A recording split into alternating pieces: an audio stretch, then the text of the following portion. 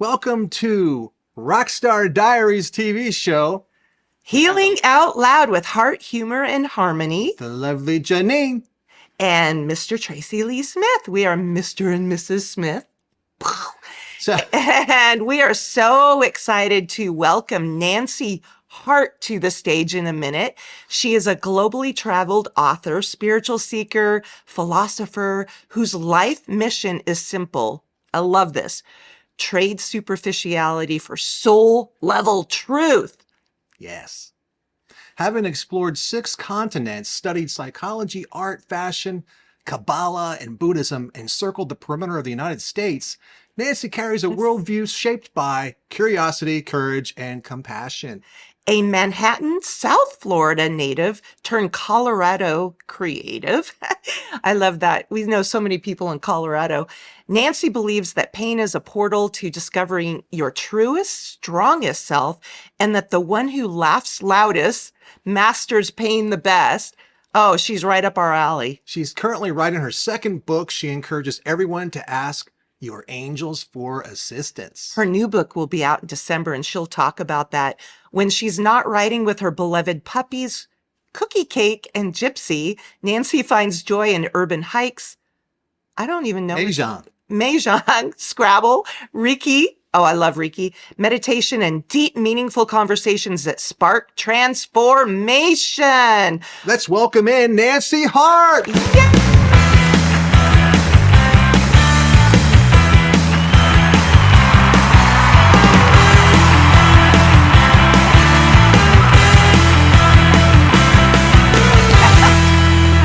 We got all of that right. You are very well diverse and just, oh my gosh, we're so happy to have you.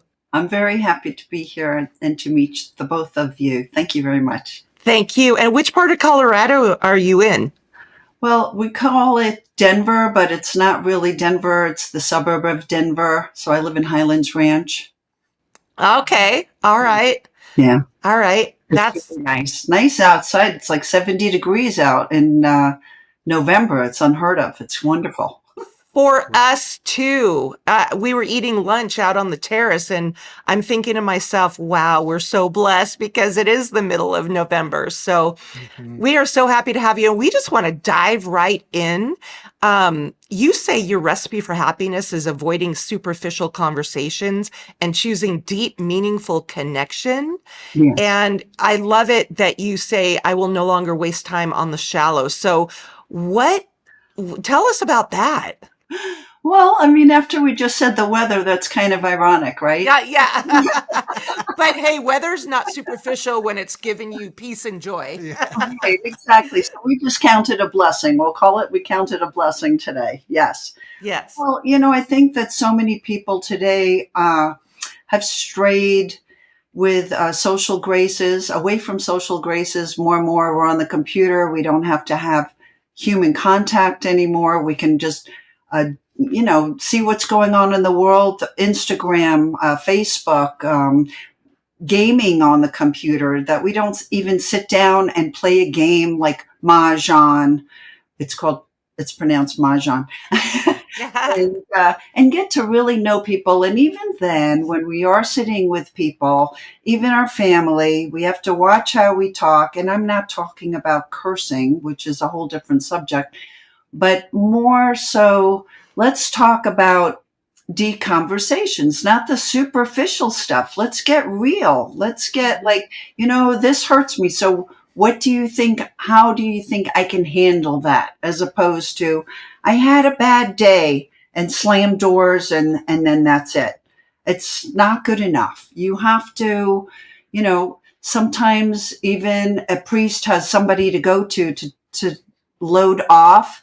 And then you ask, well, do you want information or do you just want to empty your cup? Because in Buddhism, I recently learned that even a monk, before they give you any advice, which prayer to do and so on, that they ask your permission if you are wanting to learn something. And then you give a prayer back that says, yes, I'm asking the master, I'm asking the Geshe-la for some advice, please.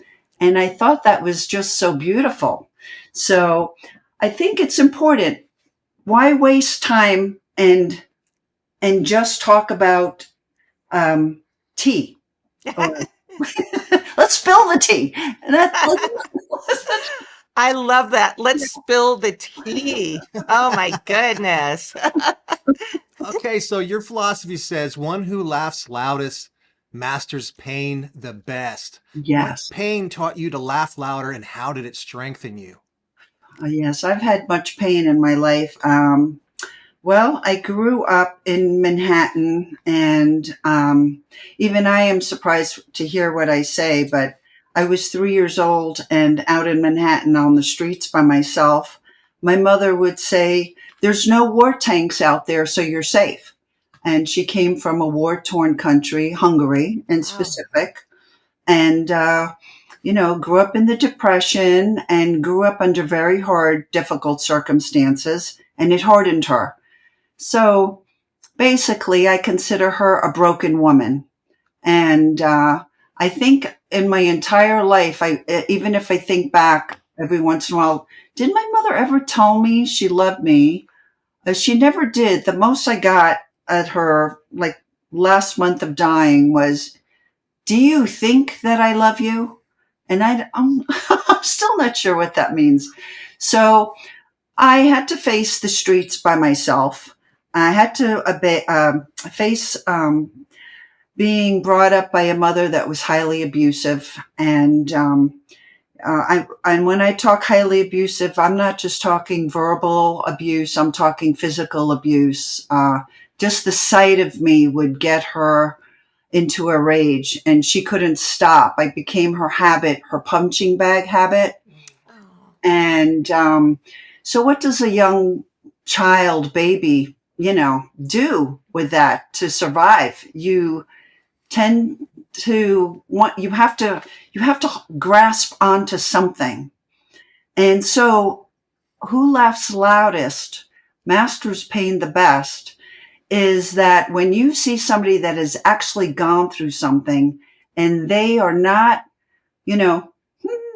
just laughing like this, and they're full-heartedly, you could tell when somebody is not faking a laugh or withholding. They're really, a full gusto of laughter and just letting it out. That person, I believe, has mastered life and mastered pain the best. Have you ever laughed so hard that you peed your pants? I think that's what Depends is for. I won't admit to that. Oh man, I love that belly laugh, it's just brings you to life. Well, do you want to talk about, I know you have a second book coming out in December, as we mentioned. Let's talk about your first book. Okay, let's talk about it. Yeah. Okay, I love it. So it's called Whispers, Sinners, and Saints. Now, I will start with who the sinner is, which if you haven't guessed, it's my mother. My saint was, I had a lady that used to take care of me. She was an Irish woman with a bit of a brogue. And I really loved her. She loved me. And it was the first time I remembered laughing with her. And she took me to church. So I absolutely love that. And Whispers, who is actually the main character in my eyes and my savior and always with me, is actually my guardian angel.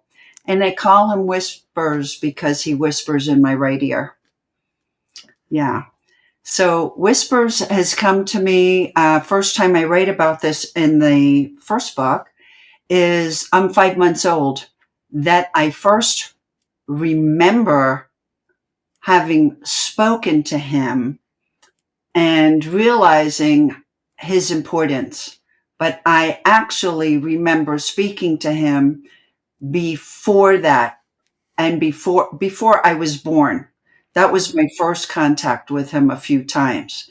And see, this is what I'm talking about, deep conversation, because there are things that people like they'll say, or they'll take for granted like that gut intelligence or something that they call intuition that says, don't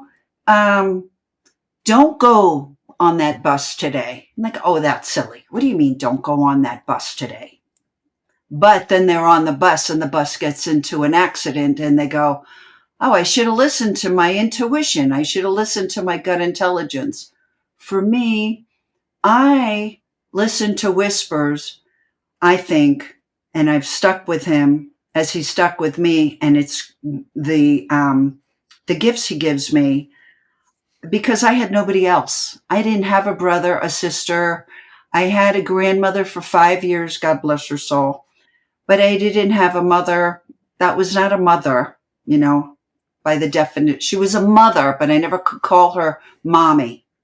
I called her mommy to her face, so I didn't get a backhand slap, but I always differentiated in my mind. She's not a mommy. She's a mother because she birthed me, and I will give her respect for that, but she's not endearing and loving. So whispers was always there for me in my hardest times, giving me wisdom that I would not have known and I would not have had. And I still today, he tells me things that I would not know. It's beyond my grasping, So that's whispers, sinners, and saints. We pause to honor those we have loved but lost. Life is short, so love fiercely, forgive quickly, and live full out. Love like there's no tomorrow.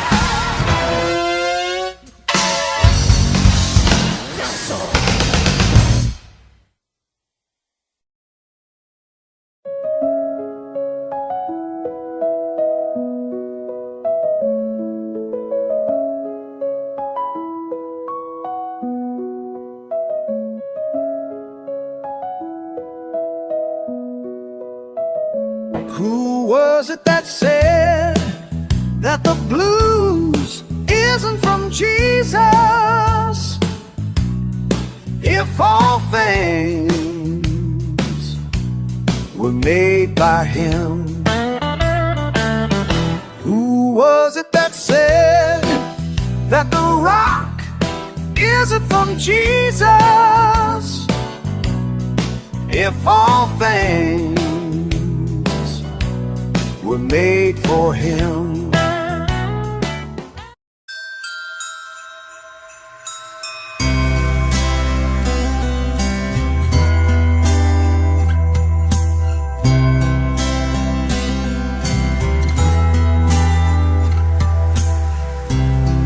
Do you miss me? Did you give up on your dreams? Can you face the fear, give in to unbelief? Have you kissed the kids, remind them to be true? Did the fight crush your spirit? Still my hope for you Is that you love like there's no tomorrow, dance like there's no more sorrow.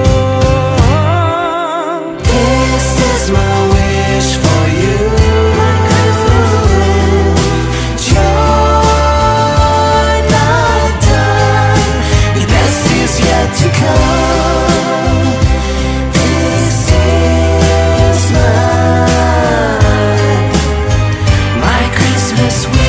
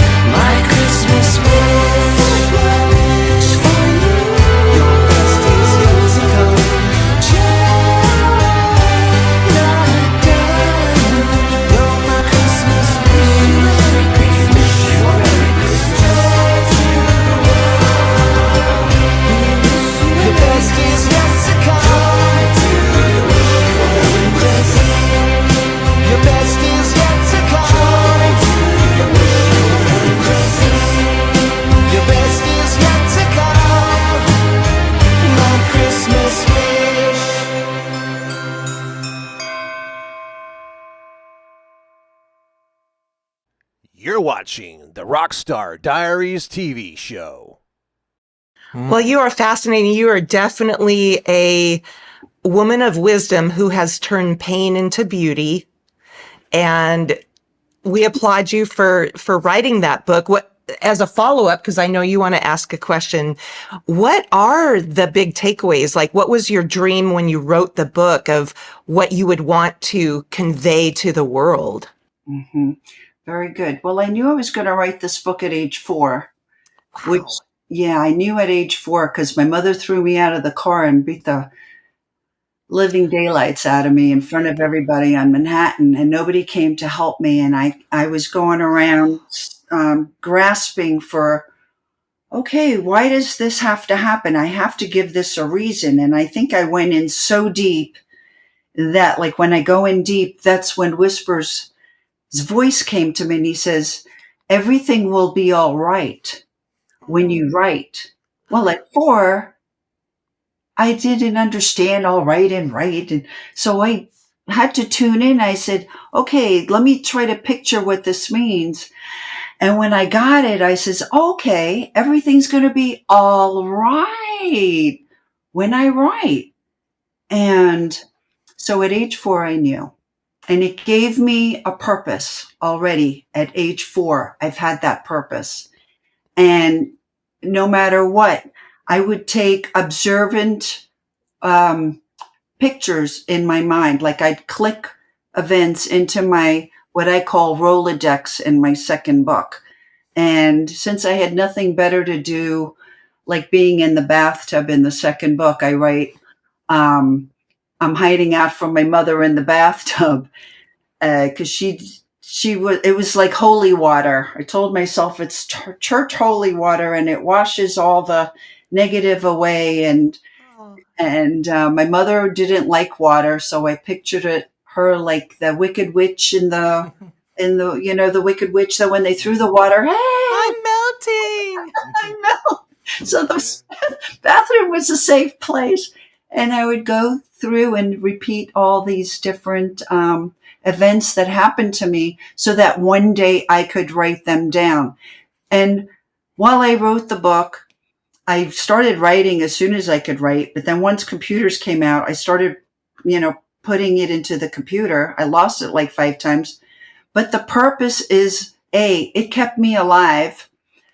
B, it gave me a chance to really replay, relive what was going on, and to find even greater purpose within that overall purpose of writing it. And to tell anybody that when they feel like an ugly duckling, because my goodness, the names my mother called me, and she wouldn't just stop, it'd be 3 hours of, like, you have a nose like a pig, you have a forehead like a horse, you have gums like a horse, you look green like a frog. I mean, it's a lot. Like, I just said 3 things to you. We're talking hours and hours. Anytime she saw me, I had to, go inside my mind and say, I have to find the positive in all this. And I did learn the positive in all this. I learned patience, tremendous amount of patience. Yes. I've learned independence heals neglect. I've learned forgiveness and compassion heals hatred. And amen. Yes, ma'am. And regaining power heals being dominated. Wow. Golden nuggets. Yeah. Mic drop. Mic drop.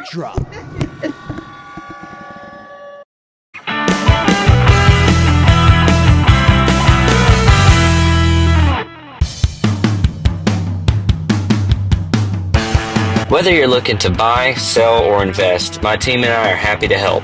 We work across all price points and specialize in helping clients relocate from anywhere in the country. Give me a call, 214-708-2450.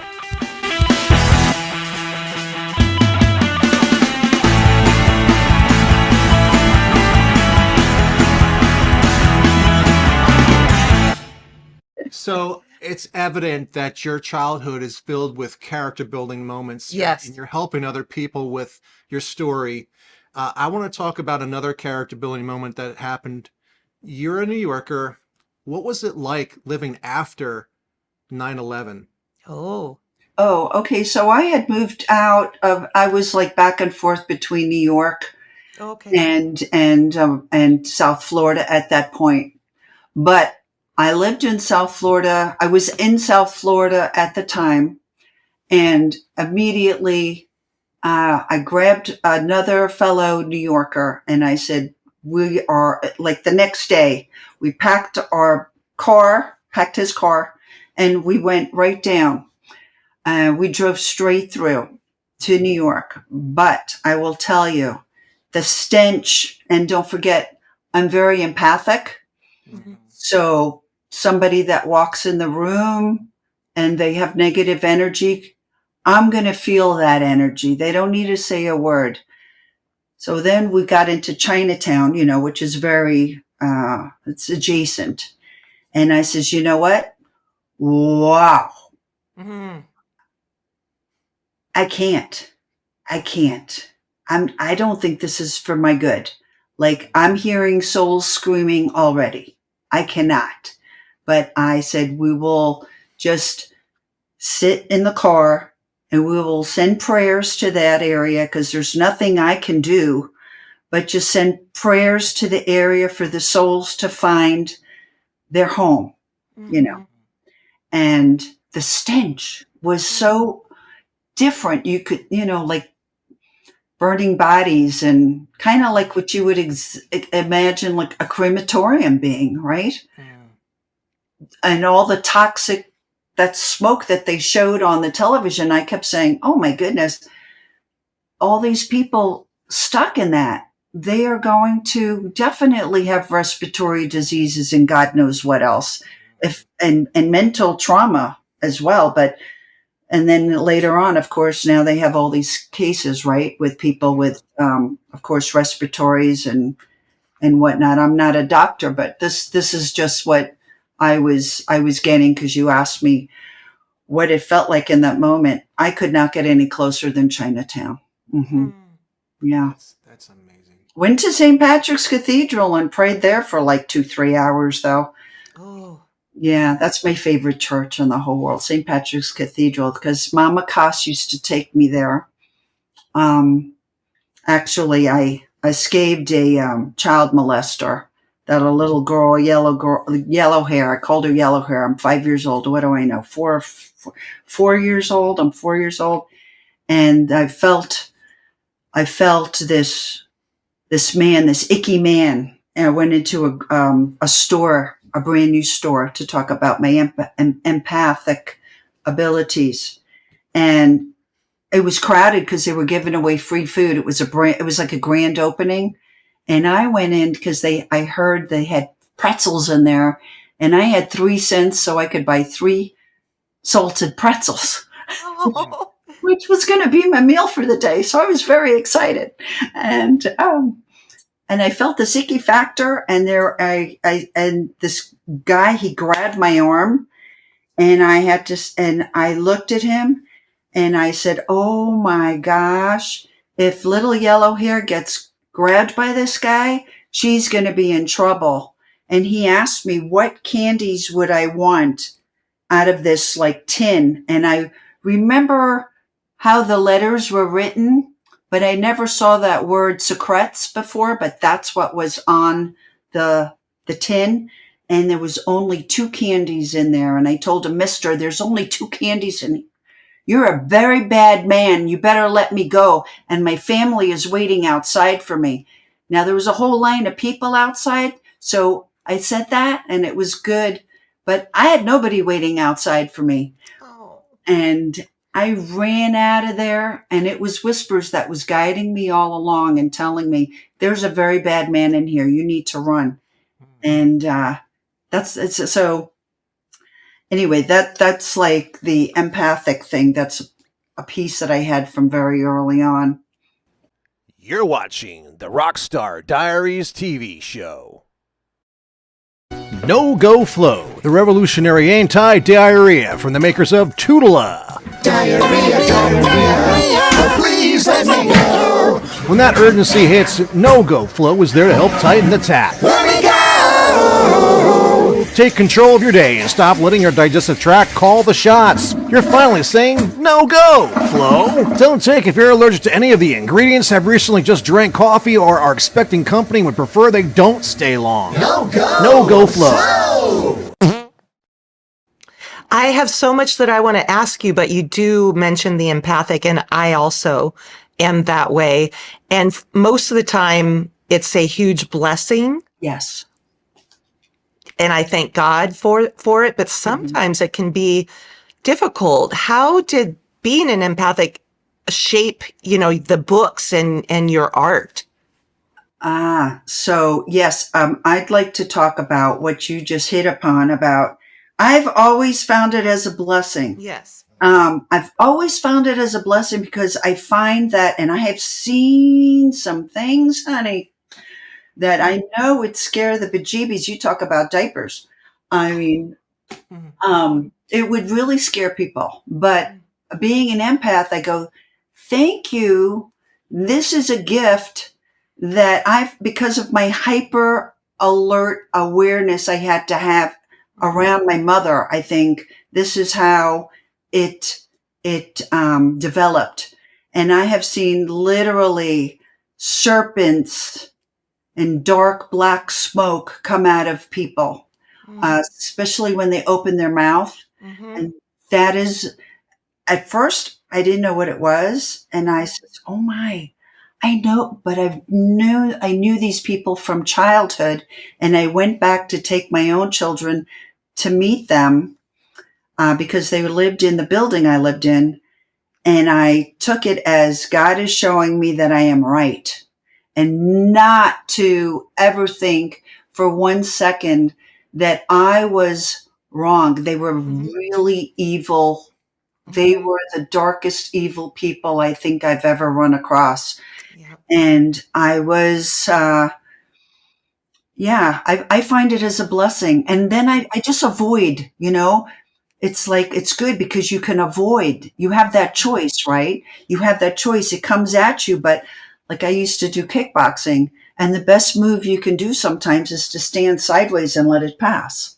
You don't need to fight it straight on. You can just stand sideways and let them fall on their face. Yeah.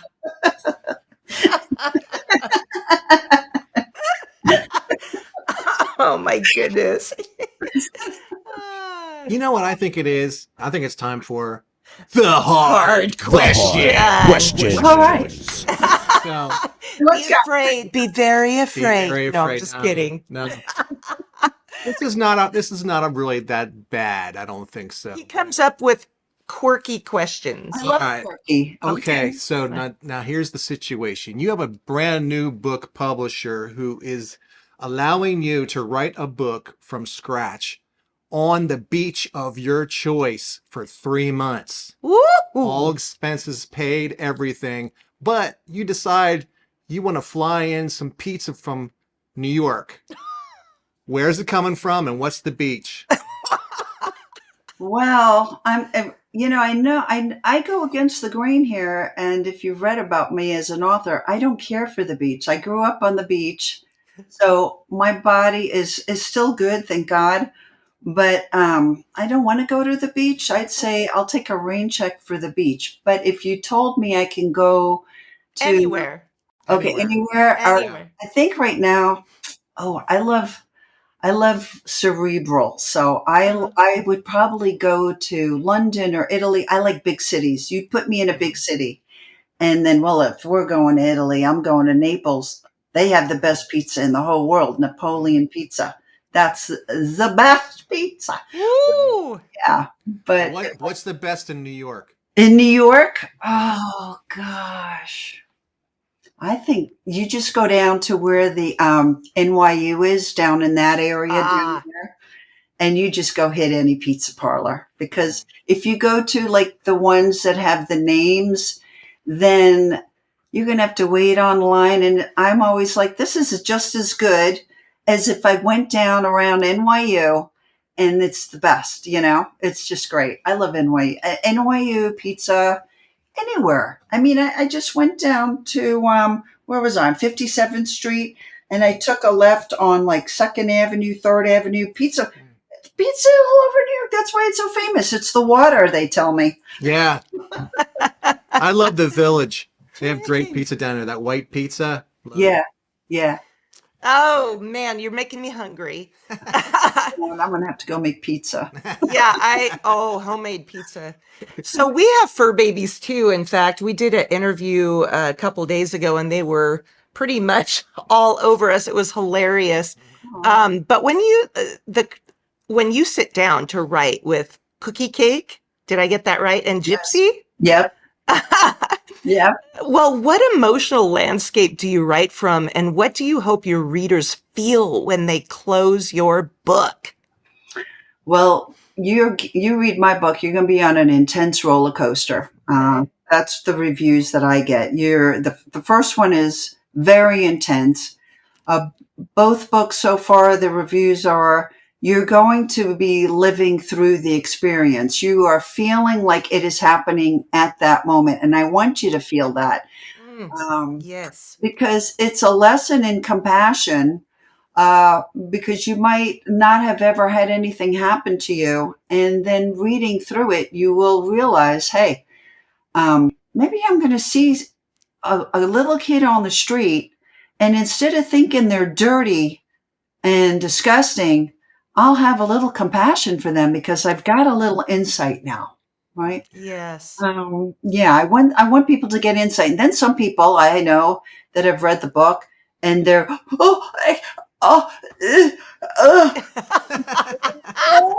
and I'm like, and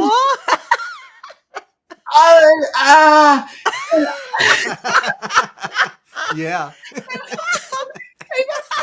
go back to my car and crack up, and I go, I guess I'm supposed to understand that, but so what do I tell those people? I would like to tell those people, if you are making those sounds and reacting that way, this book might trigger some things that you have, again, avoided. And there is nothing but great things to gain by going and seeing what is that sore spot. Yep. Because you're carrying that wherever you go. You can't let that fester. You got to put a salve on a wound. You got to find the right ingredients. You got to love it. And then you see it, because like people say, I just met another woman the other day and she says, she's coming up to me and complaining, nobody likes her and nobody this and nobody that. And I says, well, maybe you have an ego situation here, maybe you have an ego situation. And she goes, well, they shouldn't talk to me like that. I says, well, why can't you let a mean person be a mean person? Why does that bother you? Mm-hmm. That's who they are. Mm-hmm. Be happy they're showing you who they are.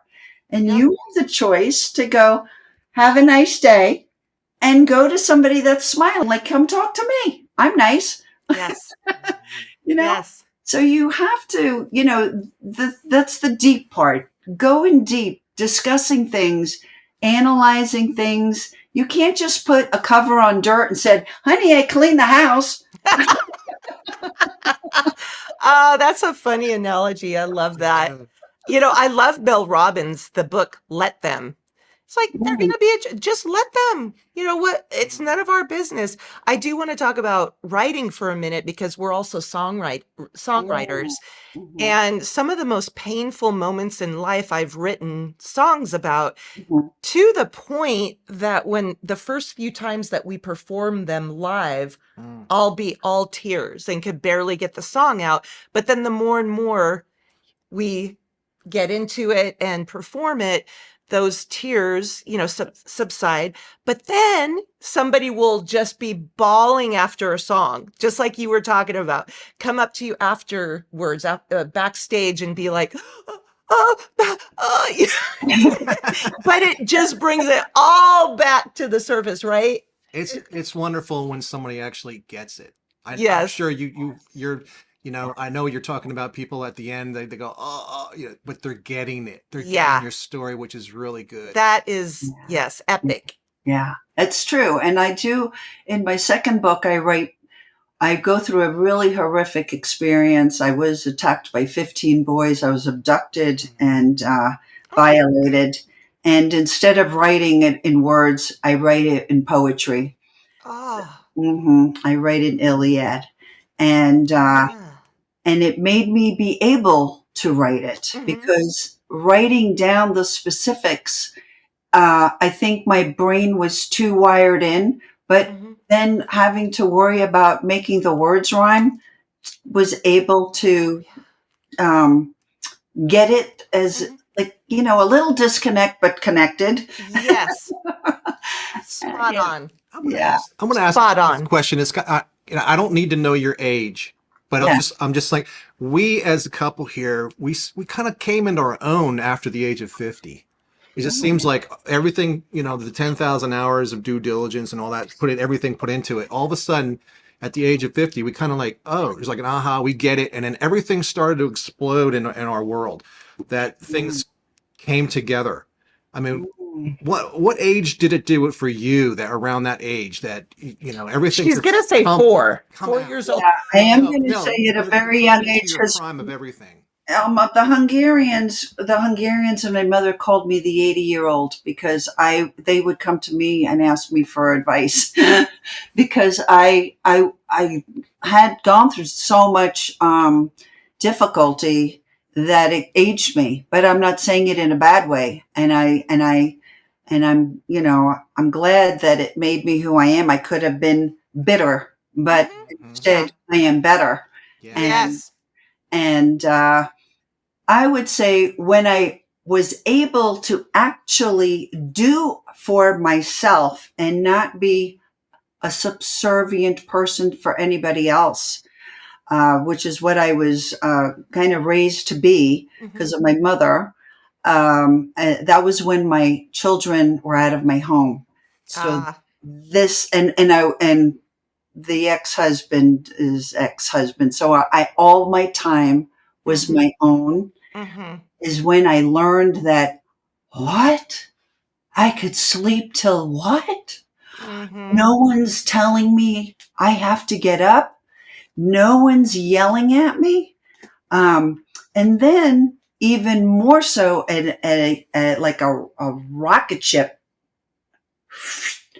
like taking off, is when my mother died, which is 7 years now, because I used to talk to her for 3 hours a day, again, because I felt subservient. I felt that I was her mother. I had, she was my sister, my father, anything. She was my mother, but more like I was the one always giving advice and trying to teach her a better way. And so once she died, I really didn't have to, give her white lies. I love you. I mean, I did love her, but you know what I mean? It's just, it's nice not to have the abuser around anymore. Can we just say it? No, absolutely. 100%. It's very freeing. It's very freeing. Wow, we have so much in common. We really do. We're like sisters from another mister because I have a similar past, a lot of trauma, a lot of pain. I had to grow up, come into my own quite quickly. I feel like our lives are always evolving. And I love what you said about the subservience, because that was a big thing for me too. It wasn't until I gave myself a permission slip, to be my own unique self and own that and step into life, and instead of always pleasing others and always, like you were saying. So I really appreciate that. And I bet there's a lot of that in your books. Now, a lot of that is in my books. Yes. The first time I heard that term in my head was I was cooking for like 2 days for my mother, my godmother, and their friends and the kids and the ex-husband. And we were married at the time. And the mother, I'm cooking for a bunch of people. I am working hard. I'm painting pictures to match the tablecloth and the table setting. Okay. Mm-hmm.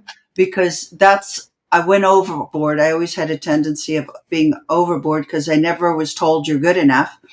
And my godmother actually had the nerve to say to my husband at the time, "Oh, you don't have to be nice to her. We didn't raise her for that. You can just," and when I heard that, what? It started something in my head. I was said, well, it's a good thing I heard that. And I'm not sweeping that under the carpet. I'm going to start to, look into that. Yeah. And that kind of was like a bell that woke me up. Oh! A bell that woke me up. Woo! That woke us up. That really, really woke us up. Woo!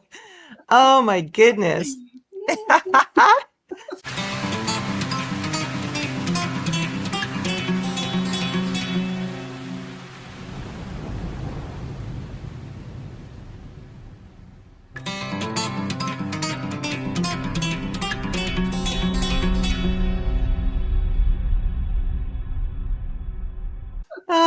Let me ask you here. You lived a global life, a spiritual life, and a deeply reflective one. What legacy do you want your words, your laughter, and your story to leave behind?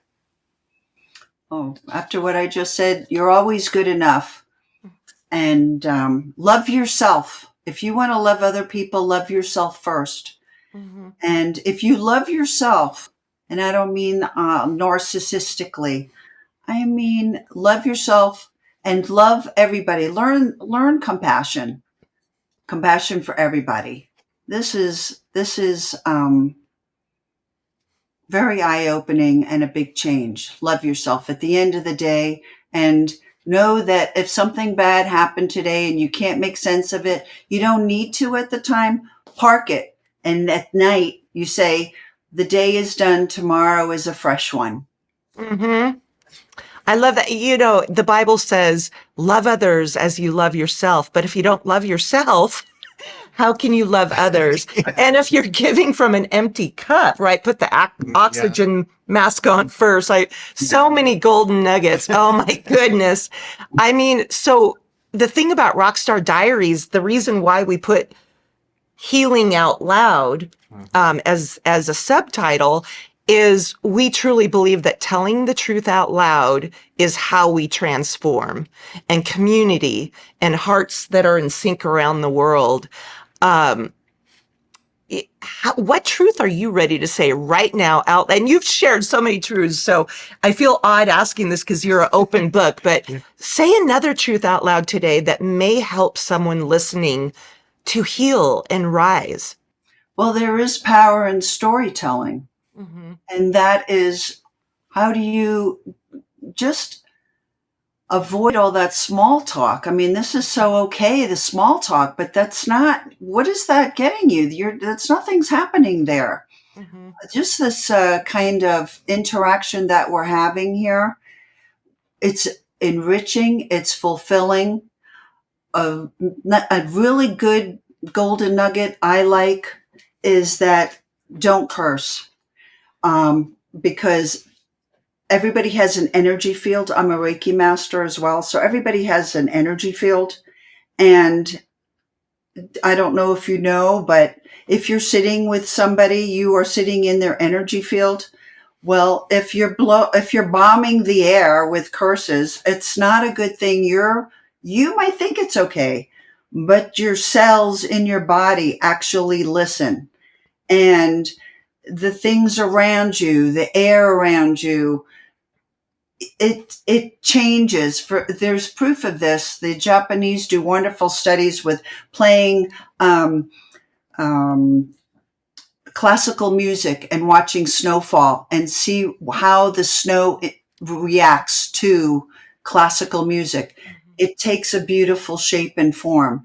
And then they played heavy metal, but the dark satanic kind. And that kind of snow formation was distorted. Wow. So it's very, these little things that you don't think that are important It's important. It does So make a important. difference, and you will feel a difference within yourself. Yeah, you will.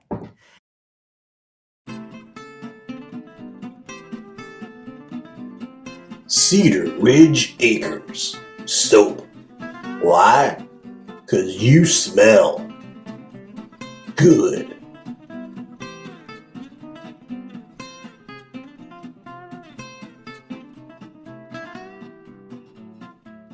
I have to share this quick story about cursing because we went and saw a artist at an outside. Should I say his name? No. No. Okay. We saw an artist that's 75 years old, but he's still kicking it. And he was really well known for this one song. Very, very good musician. I had seen him before, but this particular time, I'm not sure what happened, but he said the MF word a couple times, and it really did ruin things for us. It changed up until like it was about a third into the concert, right? Yeah, it The was like whole feel I changed. didn't understand why he had to say that. I don't think he was trying to impress the Angry. crowd. Yeah. Yes, it's angry. It's anger, And and angry is not healthy. You know. Yeah, it was interesting. But anyways, I just wanted to respond to what you said about that. And I was raised in a family with three brothers that talk like truck drivers. Mhm. And my mom was very against, I mean, even, the BITCH word, like she did not want anything, SHIT, none of that. And so I was raised to watch my tongue, but then I'd get around my brothers and I tell you what they did. They talked like truck drivers. So I would start talking like that, which I didn't want to, and I'd have to Okay. catch myself. So that's a good reminder to all of us that words really are important, including And those. and there's better words. Like if you feel that, isn't it better to really, so it's almost like really like the MF word that you said. If you would put the words that you really mean and feel behind it, that would have some kind of an impact, a greater impact. Mhm. Something maybe that the other person you're calling can maybe work with. Oh, they called me an idiot. Well, I'm not allowed to say bad words. So the worst thing I could say is somebody is ignorant, right? Mhm. So, but at least okay, so then you could say, so why am I ignorant? What can I do to not be ignorant? Is that true that I'm ignorant? But an MF, so what is that actually? That's like, it's,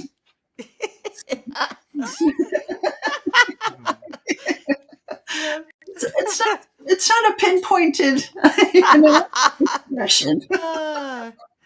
Yeah. Well, I feel we had really an enlightening conversation here today. Yes, and Is there- humor and Yeah, it was so much fun. Is there anything that you would like to, before we head on out, talk about, like anything upcoming that you have, or Our new where we can find the new Yeah. book or your Oh. books?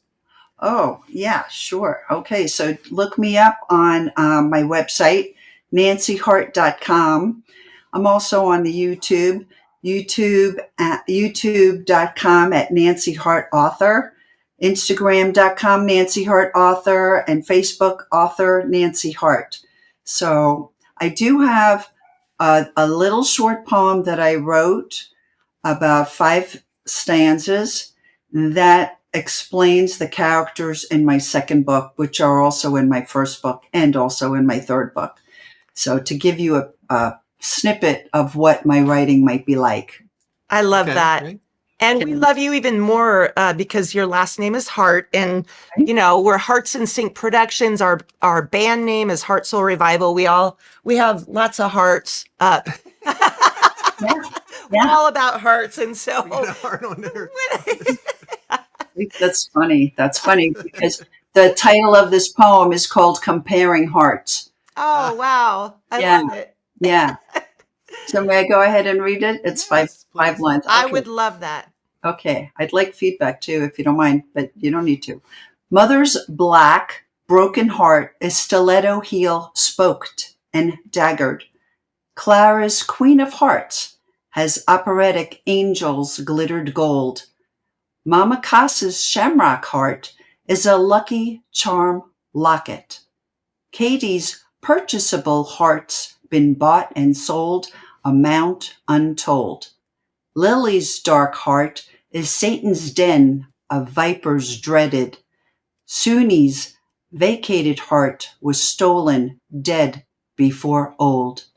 Nancy's heart glistens from illuminating whispers she tightly holds.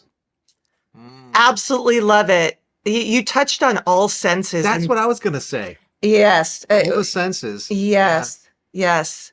So Oh, it's beautiful. It's eloquent. It's like you were there.